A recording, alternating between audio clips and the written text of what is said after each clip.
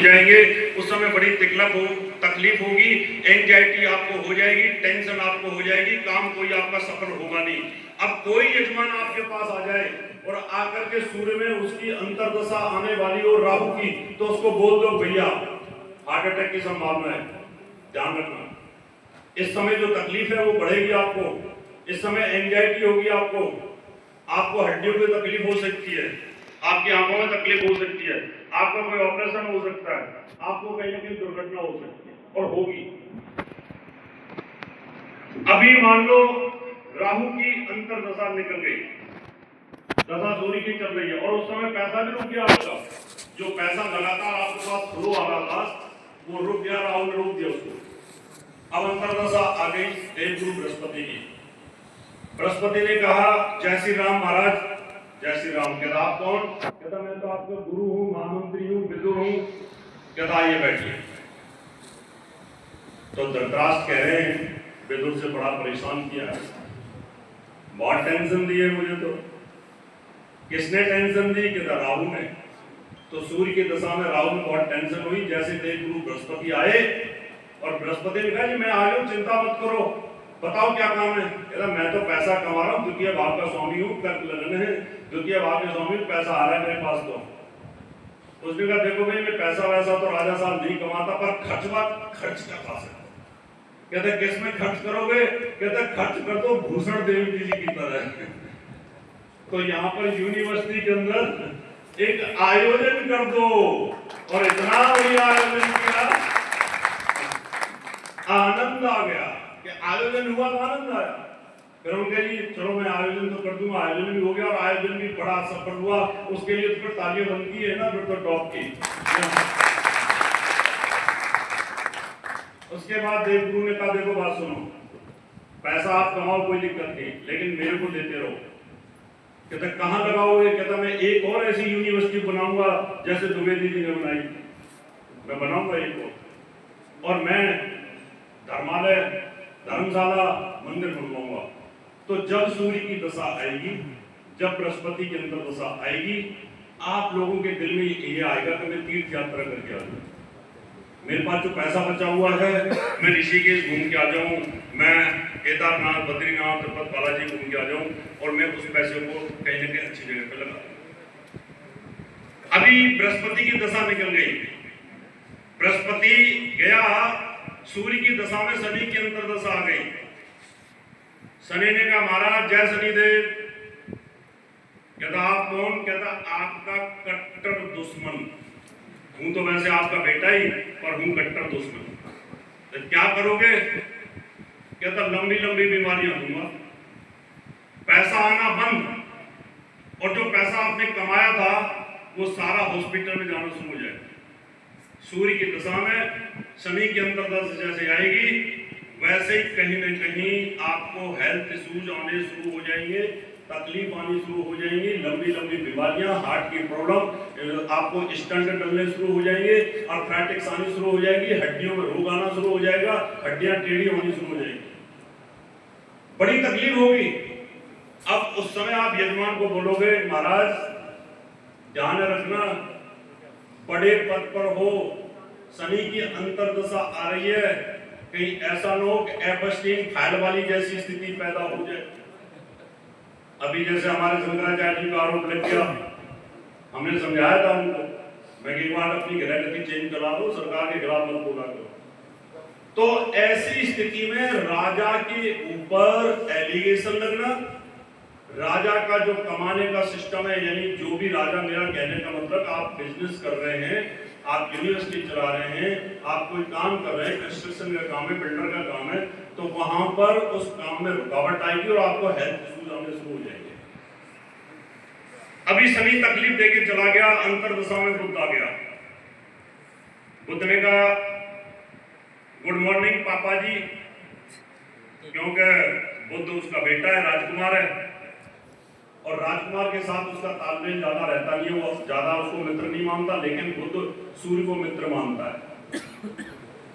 यहां सूर्य को मित्र मानता है वो। उसने कहा बेटा तुम आ गए हो, अब तो मुझे आनंद मिलेगा कि मेरा बेटा ही सचिव बन गया। बोला ना मुझे तो हाईरूसा दिला दो, मुझे तो मर्सिडीज दिलवा दो, मुझे तो एक हेलीकॉप्टर दिलवा दो। जो राजकुमार है वो खर्चे करवाएगा। सूर्य की दशा में बुद्ध की अंतर दशा आएगी, बुद्ध जो चाहेगा वो मिल जाएगा आपको, यानी बुद्ध जिन भागों का स्वामी हो जाएगा, यानी खर्चे कराएगा। क्यों? कर्क लगन में खर्च भाव का स्वामी और तीसरे भाव का स्वामी हो जाता है। घूमना फिरना, विदेश जाना, ये खर्चा करना, वो खर्चा करना, यानी जो आपने पैसा इकट्ठा किया है वो सारा ही सारा खर्च हो जाएगा। उसके बाद में केतु की अंतर दशा आ गई। केतु ने आगे कहा, राजा साहब नमस्कार। नमस्कार भाई, मैं हूं केतु और मैं अच्छा फल देता नहीं, तो क्या करोगे? हवाई जहाज दुर्घटना। मैं तो आपको अजीत पवार की तरह हवाई जहाज से लौटा सकता हूँ। मैं तो जो हवाई जहाज गिर रहे यही काम करा सकता हूँ। मैं तो खौमनई की तरह आपको मार सकता हूँ, जैसे अभी खौमनई को रात को मार दिया, ईरान के राष्ट्रपति को मार दिया। केतु की दशा हो, सूर्य की अंतर्दशा महादशा हो, ऐसे में बड़ा पदाधिकारी, राजा, MLA, MP, minister, elected member, कोई भी व्यक्ति बड़े पद पर बैठा है और उसमें केतु की अंतर्दशा आएगी, चोट, एक्सीडेंट, दुर्घटना का योग बनेगा, उस समय आप केतु की शांति उसको बोल सकते हैं कि केतु महाराज को शांत करिए। अब लास्ट में आता है शुक्र।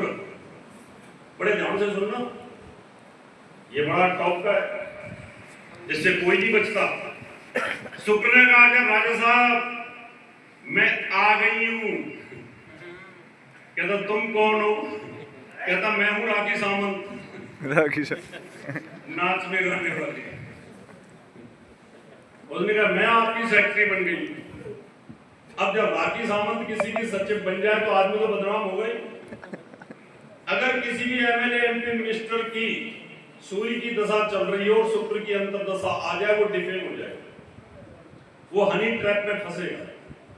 वो कहीं ना कोई ऐसी स्त्री आ जाएगी और उसको कहीं ना कहीं फंसा दिया जाएगा। उससे बचता कोई नहीं है। आप ये मत सोचना आप ज्योतिषी हो तो आप बच जाओगे।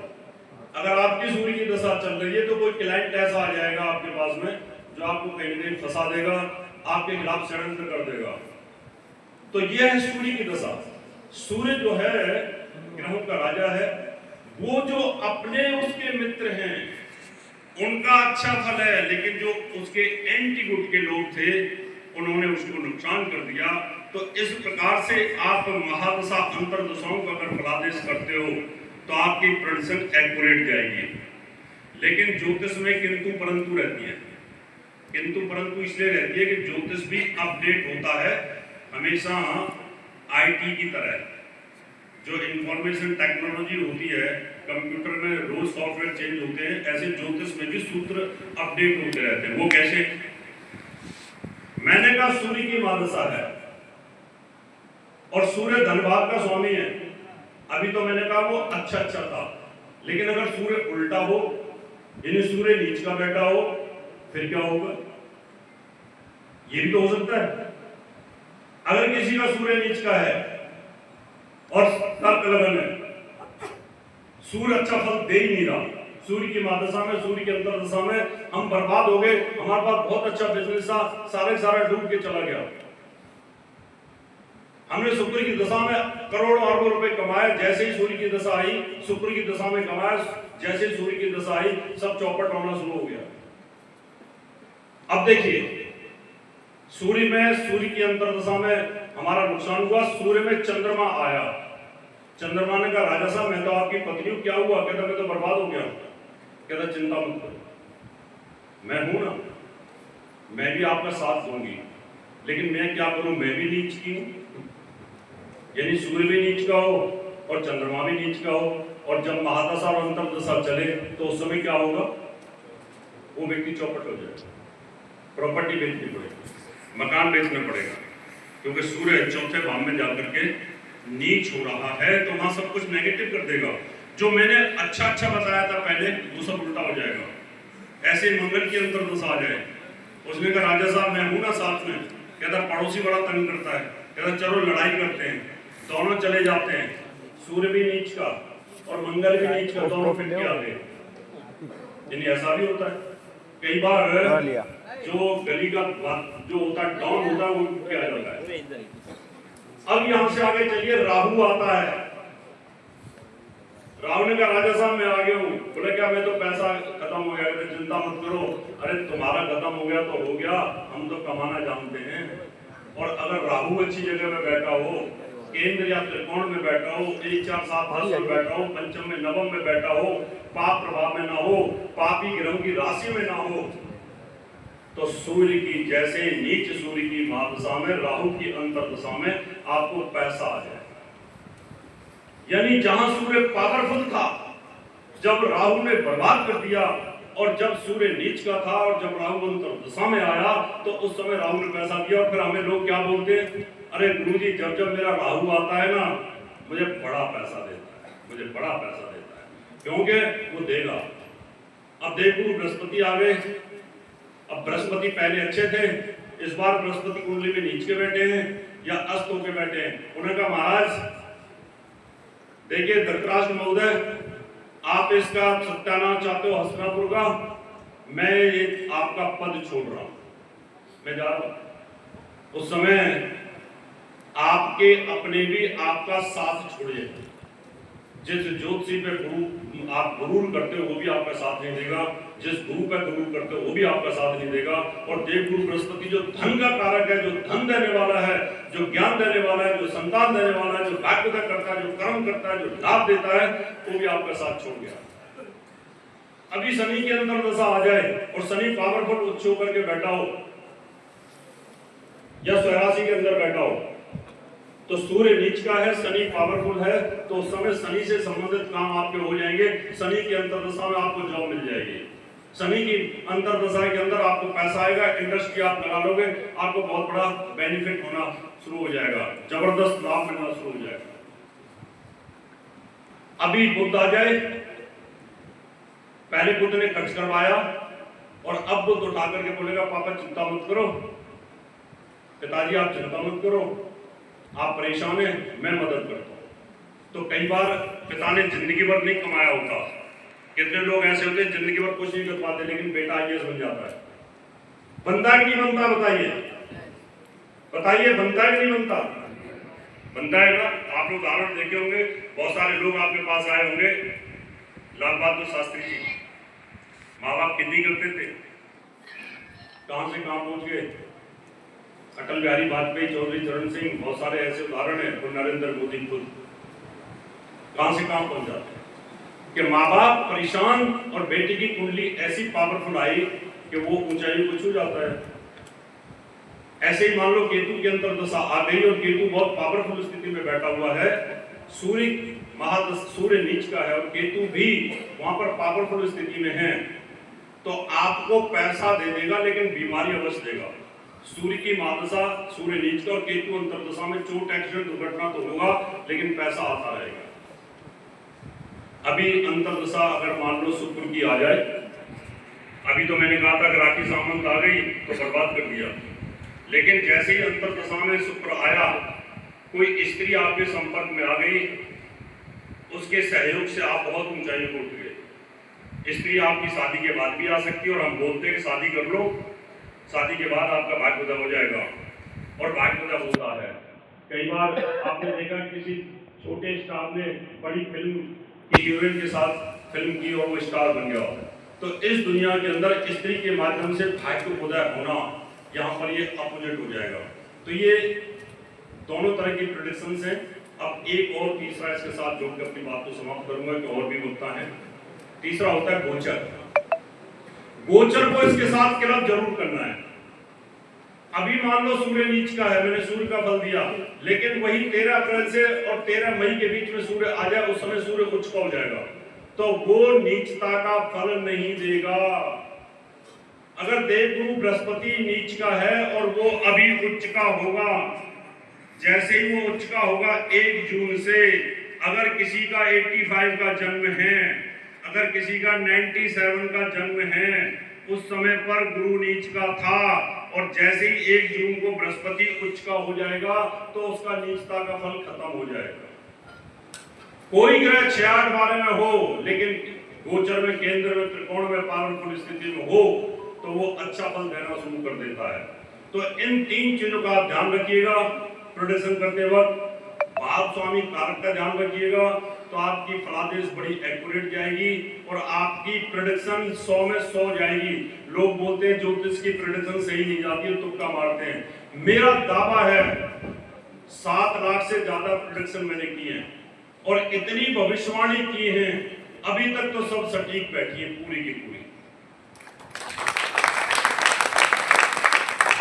एक होता है हम अपने बंद कमरे में भविष्यवाणी कर देते हैं, एक होता है टीवी चैनलों पर भविष्यवाणी करना और वो भविष्यवाणी सटीक निकलना। अभी कल मेरा इंडियन न्यूज पे था, उन्होंने स्पेशल एक एपिसोड बनाया था, डॉक्टर रावत की भविष्यवाणी सटीक हुई। पिछले हफ्ते इनसे हमारा इंटरव्यू हुआ था, तो अभी जैसे आजाद शास्त्री जी कह रहे थे, अभी कल मैंने न्यूज देखी कि ईरान के साथ युद्ध हुआ और उसकी प्रेडिक्शन मैंने 23 फरवरी के बाद की थी, क्योंकि 23 फरवरी को मंगल राहु का अंगारक योग, सूर्य राहु का ग्रहण दोष, पंच ग्रहों का इकट्ठा दोष बना हुआ था। जब जब ये युति बनती है तो उपद्रव होना शुरू हो जाते हैं।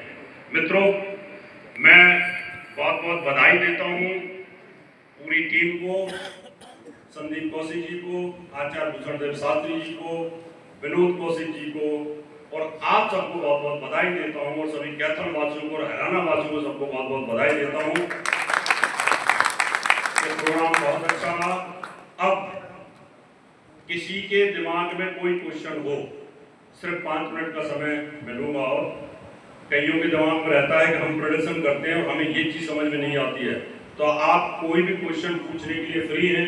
यहाँ के आचार्य वो पूछने के लिए फ्री हैं जो ज्योतिष प्रैक्टिस कर रहे हैं, उनको लगता है कि हम यहाँ ज्योतिष की प्रेडिक्शन करने में असफल हो जाते हैं, वो भी कोई क्वेश्चन पूछना चाहते तो पूछ सकते हैं, नहीं तो मैं अपनी बात को विराम देता हूँ।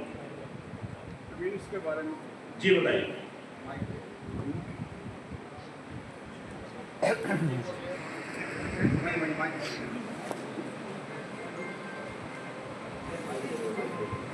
माइक ले लो, माइक ले लो।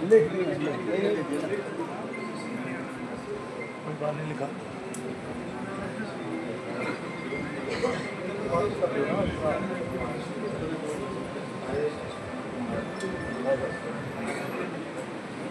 इनका प्रश्न है आदरणीय का कि एक ही समय में मां से 2 बच्चों का जन्म होता है।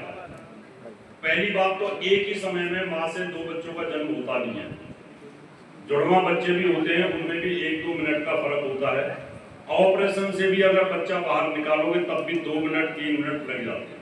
नेचुरल डिलीवरी में तो 10-10 मिनट 15-15 मिनट का भी फर्क होता है, 20-20 मिनट का भी फर्क होता है। इसके 2 सिद्धांत होते हैं जुड़वा बच्चों के।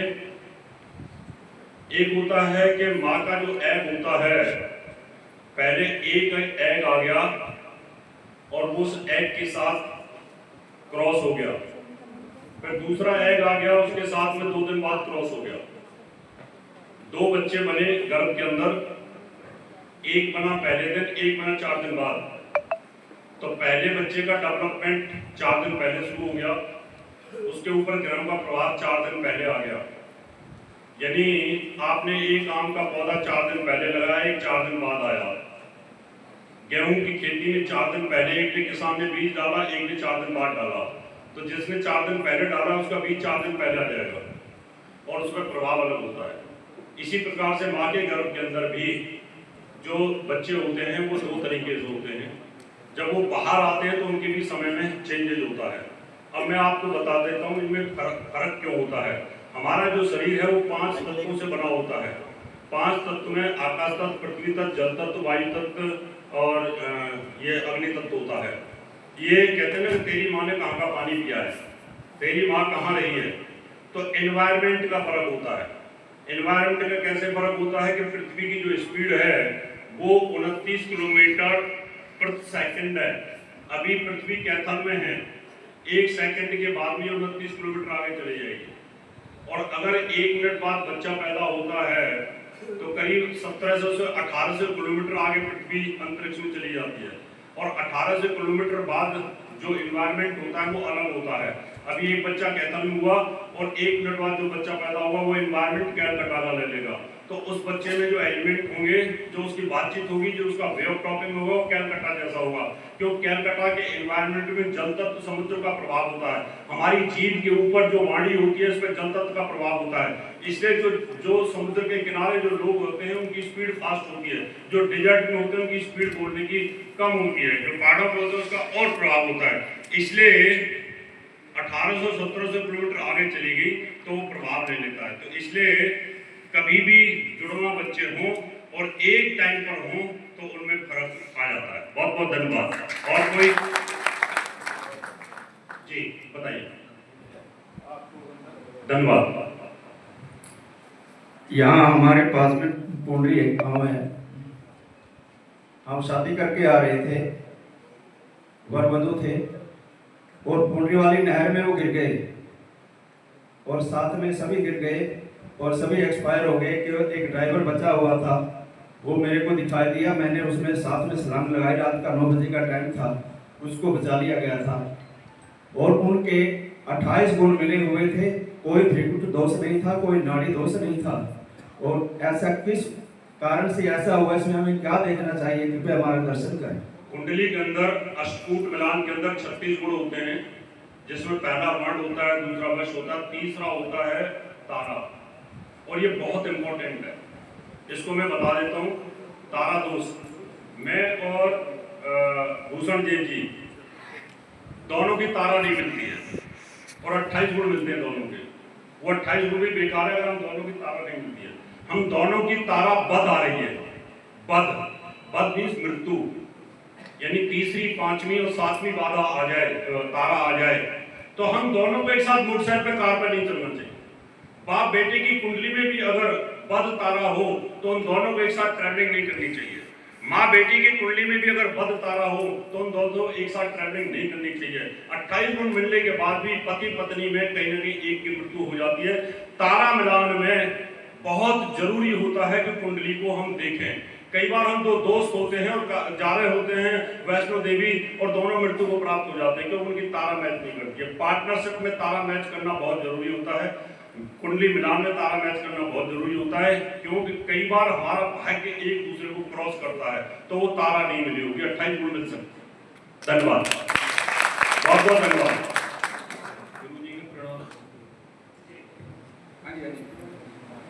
सभी विद्वानों के मत में ये उलझन रहती है जी कि यदि कोई जातक है, जातिका मंगलिक है जी, और मंगलिक दोष किसी प्रकार से भंग हो रहा है, तो क्या उसको बिना मंगलिक के साथ शादी करना चाहिए या मंगलिक के साथ ही शादी करना चाहिए, या भंग शब्द को न्यूनता के अर्थ में माने या समाप्ति के अर्थ में माने?